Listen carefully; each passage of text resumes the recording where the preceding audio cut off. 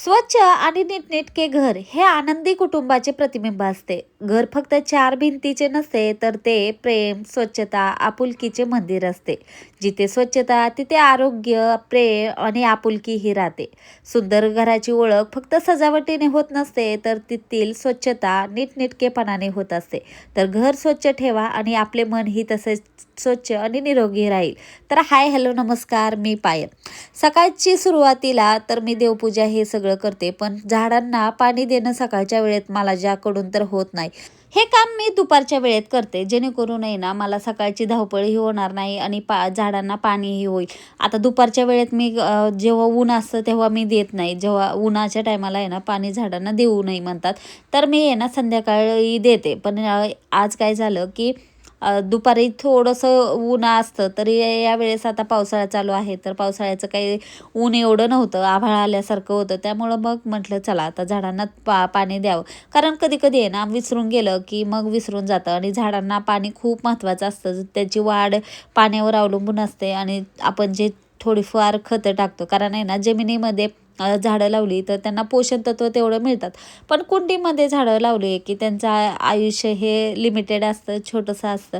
आपण जेवढे पाणी घालू, खते टाकल, त्याच्यावरच त्यांचं आयुष्य ठरलेलं असतं. तर त्यामुळं झाडांची काळजी आपण लावली तर काळजी घेणं तेवढंच महत्त्वाचं आहे. नुसतं लावून सोडूनही देता येत नाही. कारण आपण जर काळजी नाही गेली तर ते लगेच सुकून जातात आणि कुंडीमध्ये राहतही नाहीत. तर त्यामुळंच आहे ना झाडांची काळजी मी आवर्जून घेते. कारण घरामध्ये एक तरी असं फ्लावरचं म्हणा, कशाचंही झाड असू द्या, घराला एक प्रकारची टवटवी आणण्याचं काम ही झाडं करतात. आणि खरंच मनालाही इतकं प्रसन्न वाटतं त्यांच्याकडं बघून. आणि त्यांना पाणी नाही दिलं तरी आपल्यालाच कसं तरी होतं की आपण पाणी नाही घातलं आज, तर ते लगेच सुकल्यासारखे दिसतात आणि आपलं जीव कुठंतरी असं वाटतं की आपण पाणी नाही दिलं, आपण का दिलं नाही, असं होतं. तर त्यामुळंच मी झाडांना आवर्जून आहे ना आठवणीनं पाणी घालते. कारण खूप छान असे मला गॅलरीमध्ये गेल्यानंतर त्या झाडाकडं बघत राहावं वाटतं, आणि झाडं म्हणजे इतकं घराचं खूप महत्त्वाचा भाग आहे असं मला वाटतं. तर आता इथं आहे ना सगळ्या झाडांना मी पाणी झाडं तर घालून घेतलं. महत्त्वाचीच आहेत, पण आपल्या घर जिथल्या तिथं नीटनेटकं असावं आपल्याला सगळ्यालाच वाटतं, आणि त्यात म्हणजे आपला हॉल.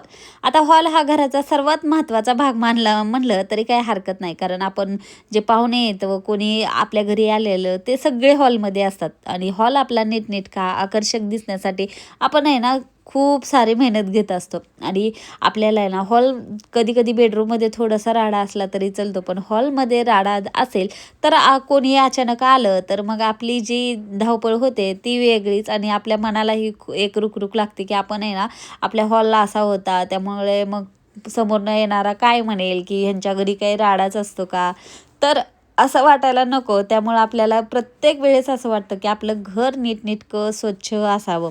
आणि ही सवय ना खूप अशी चांगली आहे. आणि त्याच्यामुळं काय होतं की रोज आपण आहे ना या सवयीमुळं आपल्या शरीराला एक वेगळीच शिस्त लागून जाते. त्यामुळं आपण दररोज झाडलोट आणि पुसणं तर हॉलमधलं आपण करतो, त्यामुळं स्वच्छता तर दिसतेच. आणि त्याचबरोबर आपण जे सोफे असतात, टेबल असतात, त्यांची जी साफसफाई करतो, आणि एक दिवस तरी केली नाही तरी आपल्याला कसं तर होतं. आता आपल्या दिवसातील ना किमान 5-10 मिनटं तरी आपण हॉलला दिले तरी आपलं हॉल एकदम चकचकीत आणि क्लीन दिसतं. त्यामुळं मग येणाऱ्यालाही छान वाटतं, आणि आपल्याला कोणी आलं आपलं छान त्यांना वाटलं तर आपल्याला अजून छान वाटतं की आपलं घर इतकं छान आहे. तर घरामध्ये ना मी आहे ना असलं कासव ठेवते. आता मंदिरातही कासव ठेवलं जातं, पण आहे ना असलं क्रिस्टलचं कासव आहे ना हॉलमध्ये ठेवायचं चांगलं असतं असं म्हणलं जातं. आणि उत्तर दिशेला ठेवायचं, म्हणून मग मी या दिशेला ठेवलं, आणि ही उत्तर दिशाचं आहे माझ्या हॉलची. त्यामुळं तर आहे ना जास्त माझ्याकडे इथं न्यूजपेपर ते होते, तर ते मी अनावश्यक होते न्यूजपेपर, ते मी काढून एका साईडला ठेवून दिले. आणि जे फक्त आहे ना 8 दिवसाचे असतात तेच तिथं राहतात, आणि मग मी ते जास्त झाले तर ते उचलून मी दुसरीकडे ठेवून देते. आता लगेच काय लगेच आपण आहे ना देऊन टाकत नाहीत, पण थोडे जास्त साचल्यानंतरच देऊन टाकतो, तर तसं करते. आणि जे आपले सोफा कवर आहेत, परत उशांचे जे कुशन्स आहेत ते काढायचे, धुवायचे, ते मी आहे ना 15 दिवसातून एकदा तरी करतेच. आणि त्यामुळेच आहे ना ते एकदम स्वच्छ दिसतात. आणि घर पुसून घ्यायचं. आता हे घर पुसून नीटनेटकं ठेवलं तर आपल्याला खूप झालं 10-15 मिनटात होतं. पण आहे ना दिसायला इतकं छान दिसतं आणि जे आपले पाय पुसणे असतात ना तेही आपल्याला 2-4 दिवसातून धुवून टाकायचे. नाहीतर जर वेगळ्या पद्धतीचे असेल तर तुम्ही ते झटकून घेऊ शकता. तर आता हा आहे माझा हॉल. तर हॉलचा लूक असा दिसते आणि हॉल आहे ना छोटा आहे, पण आहे ना मी प्रयत्न करते की जेवढ्याच तेवढं जिथल्या तिथं दिसावं. तर असा हॉलचा लूक आहे. तुम्हाला कसा वाटतंय तुम्ही मला नक्की कमेंट करून सांगा. आणि हे लिहिलेलं आहे ना त्याला इग्नोर करा. आता मी आहे ना एकदा एक स्प्रे मागवला त्याने तर काही झालं नाही. आता मी एक दुसरी वस्तू मागवली, आता त्याने झालं तर झालं. तर नाहीतर मला कलरिंग करावे लागेल. तर मग मी त्याचीच वाट बघते कधी होईल.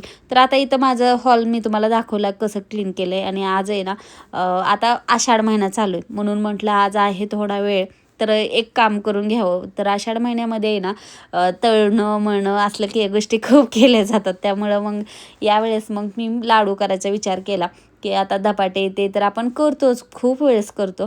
तर आज मी आहे ना धपाट्याचे लाडू बनवणार आहे आणि ही आहे ना मराठवाड्यातील स्पेशल रेसिपी आहे धपाट्याचे लाडू. आता इथं कोण कोण याला बेसनाचे लाडू म्हणतं, तर कोण अजून काय काय नावं असतील तसे आहेत. तर आमच्याकडं ते धपाट्याचे लाडू म्हणतात, कोण दामट्याचे लाडू पण म्हणतात. आता मला आठवलं दामट्याचे लाडू पण म्हणतात. तर ते दामट्याचे लाडू मी आज बनवणार आहे आणि खूप रेसिपी सोपी आहे. याच्या अगोदरही मी टाकली आहे. तरी पण म्हटलं चला आता करायला लागलो तर तुम्हाला अजून एकदा दाखवता येईल. कारण रोज नवीन नवीन ताई आपल्याला येतात आपल्या चॅनलवर, त्यामुळं मग त्यांनाही बघायला आवडतं. तर आहे ना इथं मी बेसन पीठ घेतले, त्यात हळद आणि थोडंसंच मीठ टाकलं आहे, जास्त टाकायचं नाही कारण गोड पदार्थामध्ये जास्त मीठ.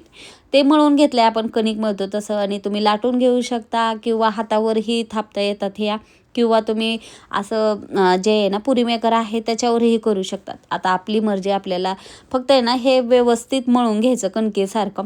आता बेसन म्हणल्यावर थोडंफार जास्त चिकटपणा असतो, तर कधी हे माझं घरचंच होतं त्यामुळे त्यात ते थोडासा कमी चिकटपणा होता. पण असं घरचं जे डाळ दळून आणलेलं असतं ना तेच बेसन छान असतं.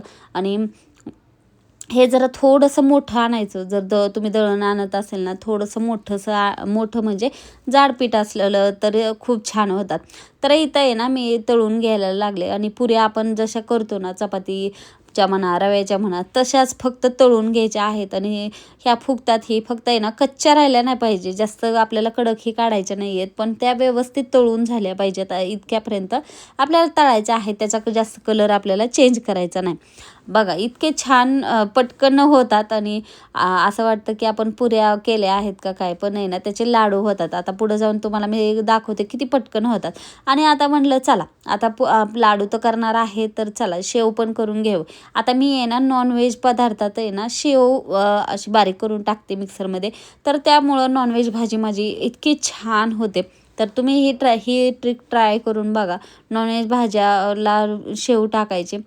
कोण कोण आहे ना डाळं टाकतं, तर त्याच्याऐवजी ही शेव किंवा तुम्ही फरसाणही टाकू शकता, त्यानेही खूप छान होते. तर आता इथे एवढी सारी मी आहे ना शेव करून घेतली आहे.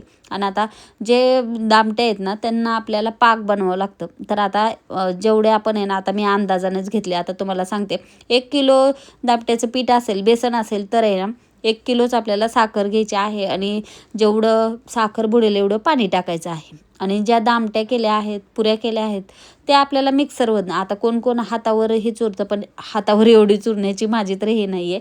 त्यामुळं मी डायरेक्ट काय करते मिक्सरवर टाकते, त्यामुळं मोतीचूर सारखे असे लाडू तयार होतात. आता शेव केली होती म्हटलं मुलांना द्यायची, तर त्याच्या अगोदर देवांना, आता मी कुठलीही गोष्ट करू द्या ती मी देवांना ठेवते. आणि तेवढ्यात गेली लाईट. मग लाईट आल्यानंतर मी पाक बनवला होता. आता पाक आहे ना आपल्याला गोळी होईपर्यंत पाक झाला पाहिजे. आता पाक रेडी आहे तर मी कशी गोळी होती तुम्हाला दाखवते. पाण्यामध्ये आहे ना असं गोळी झाल्याशिवाय आपल्याला पाक रेडी आहे असं म्हणता येत नाही.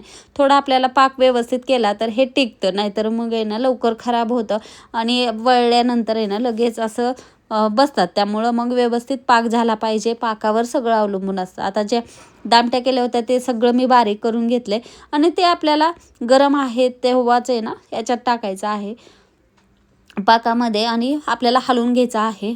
तर व्यवस्थित हलवून आपल्याला पाक दोन्ही एकत्र करून घ्यायचं आहे. आणि हे आपल्याला तसंच थोड्या वेळ थंड होईपर्यंत ठेवायचं आहे, जेणेकरून सगळा पाक ते आपल्या ह्याच्यामध्ये जाईल आणि व्यवस्थित गोडपणा राहील. तर आता आहे ना मी पाकामध्ये वेलची पूड टाकली होती आणि ना याच्यामध्ये तुम्ही ड्रायफ्रूटही टाकू शकता. आता मी ड्रायफ्रूट नाही पण हे टाकते मगज बी, तर ते खूप छान लागतात या लाडूमध्ये. आणि दुसरं नाही काही टाकलं तरी खूप एवढंच टाकलं तरी हे लाडू इतके छान चवीला लागतात. त्यामुळं मग मी ही अशा पद्धतीनंच लाडू बनवते. तर कसे वाटले नक्की कमेंट करून सांगा. आवडले तर लाईक करा, शेअर करा, सबस्क्राईब करा.